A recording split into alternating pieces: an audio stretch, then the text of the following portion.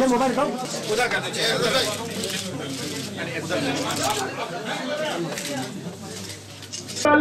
मैं पूरी रात वहाँ बैठा रहा भैया एक बार अकेले, तो बताइए इस तरीके की। फिर उसके बाद फिर ड्यूटी लगाई अभी, वो भी कोई उनके लिए सुविधा नहीं, रात में इतनी हवा चलती, मैं अपनी गाड़ी छोड़ के आता हूँ, भाई लोग वहाँ वो भी तो किसी के बेटे हैं।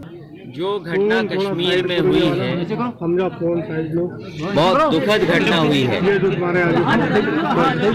कश्मीर की घटना ने पूरे देश में दुख पैदा किया है, और वहीं दुख के साथ साथ लोगों के अंदर, आम नागरिक लोगों के अंदर गुस्सा है।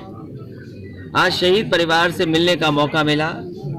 उनकी मां, उनके पत्नी, बच्चे, भाई, पिताजी सभी भावुक हैं, और वो अभी भी यकीन नहीं कर पा रहे हैं कि उनके बेटे कैसे शहीद हो गया। दुख बड़ा है, और उनके जीवन का ये दुख कभी नहीं जाएगा। हम लोग केवल दुख बांट सकते हैं इस समय पर, उन्हें मिल करके उनका दुख और उनका जो गम है थोड़ा बांट सकते हैं। लेकिन दुखी परिवार है, वहीं उनके अंदर गुस्सा भी है कि आखिरकार ये घटना कैसे हो गई। जब सरकार पिछले 5 साल से इतना कह करके हर मंच से ये बात कह रही है कि वो आतंकवाद को खत्म कर देंगे, लेकिन आखिरकार सीमा उन्हीं के पास है। क्या कारण है कि सीमा से लोग आ रहे हैं और आतंकवाद फैल रहा है, या ऐसी घटना कर करके अभी जानकारी नहीं पता लगी है कि अच्छी सच्चाई क्या है। एक गाड़ी आती है, पूरे कॉन्वॉय में जो गाड़ी चल रही है, एक गाड़ी से टकरा जाती है और सब की सब जान चली जाती है। जो उनका शरीर या जो आना चाहिए था वो भी शायद कुछ नहीं आया उसमें। तो इसी से अंदाजा लगा सकते हो घटना कैसी हुई होगी।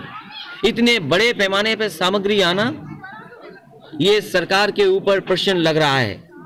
और केवल प्रश्न हम नहीं लगा रहे हैं, आम लोग इस बात का सवाल पूछना चाहते हैं, आखिरकार ये घटना कैसे हुई, ये सरकार बताए। ये तभी सभी नौजवान गरीब परिवार के शहीद हुए हैं। कोई किसान का बेटा है, अजीत कुमार आजाद, ये आपके बीच का ही यही उन्नाव का नौजवान, और भी जितने शहीद हुए हैं सभी गरीब परिवार के लोग हैं। सरकार उनका सहारा बने, और सरकार के जो लोग हैं, जो वादा किया है उन्होंने, अगर उनको सम्मान देने का जो वादा किया है सरकार ने, वो सम्मान पूरा करें, वादा पूरा करें। क्योंकि उस परिवार का यही सम्मान हो सकता है। मैंने अभी कहा आपसे कि शहीद परिवारों का सम्मान होना चाहिए, और जब कई प्रदेश सरकारें 1 करोड़ रुपए से मदद कर रही है, कई प्रदेश सरकारों ने अपने जवानों की और उनके परिवारों की 1-1 करोड़ की मदद की है, तो उत्तर प्रदेश सरकार और केंद्र की सरकार को भी 1-1 करोड़ रुपए देकर के परिवारों की मदद करनी चाहिए। जिम्मेदारी सरकारों की है। ये जो लोग कह रहे हैं कि लोग, उन्हें भरोसा है कि उनकी सरकार आ रही है, जो मंचों से चिल्ला ले रहे हैं, और ये जमाना जो मार्केटिंग का है और ब्रांडिंग का है, आम लोग इस बात को समझ गए हैं कि मार्केटिंग और ब्रांडिंग से काम नहीं चलेगा। कुछ ठोस काम, कुछ ठोस फैसले लेकर के ही काम चलेगा। 13 पॉइंट रोस्टर पे कुछ बोलेंगे कि जी 13 पॉइंट रोस्टर, हम ये कहना चाहते हैं कि 13 पॉइंट रोस्टर जो बनाया है वो 2 शपथ लेने वालों ने बनाया है। हमने आपने समझा ही नहीं, जनता समझ ही नहीं पाई, जनता समझ ही नहीं पाई कि आखिरकार किन लोगों को सत्ता में बैठाया जा रहा है। वो 2 शपथ लिए बैठे हैं, और 2 शपथ लेने वालों ने सभी संस्थाओं को बर्बाद कर दिया। जो वाइस चांसलर अपॉइंटेड हैं, जो गवर्नर अपॉइंटेड हैं, वो 2 शपथ वाले लोग हैं।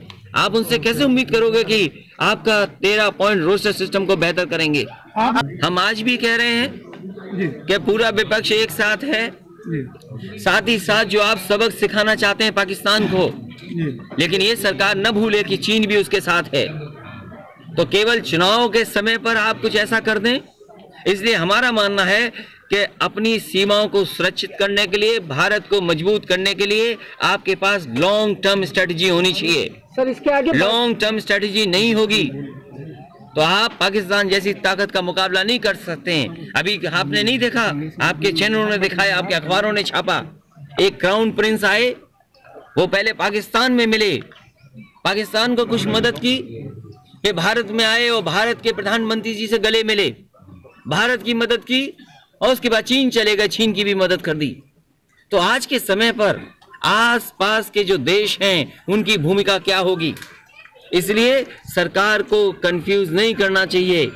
जो सरकार कह रही है दूसरों को, विपक्षी लोगों को कि मिलावट के लोग हैं, लेकिन 5 साल का कार्यकाल अगर हम देखें तो सबसे ज्यादा मिलावटी अगर कोई है तो भारतीय जनता पार्टी के लोग हैं। मैं 2 बांदा में जो बच्चे जिनकी जान गई है, जिस दिन अपहरण हुआ था उसी दिन मैंने चित्रकूट के कप्तान से बात की थी और कप्तान ने मुझे आश्वासन दिलाया था कि हालांकि घटना मध्य प्रदेश में हो गई है, हम इसका पूरा परिवार का सहयोग और मदद करेंगे। हम उन्हीं पुलिस वालों से पूछना चाहते हैं कि हम यही पुलिस वालों से पूछना चाहते हैं, उन्हीं अधिकारियों से, ये बताओ आपने आश्वासन दिया था कि वो जिंदा बच्चे लौट करके आएंगे, लेकिन उनकी जान चली गई। अब वो कह रहे हैं कि दूसरे प्रदेश का मामला है, उनकी डेड बॉडी तो मिली है उत्तर प्रदेश में।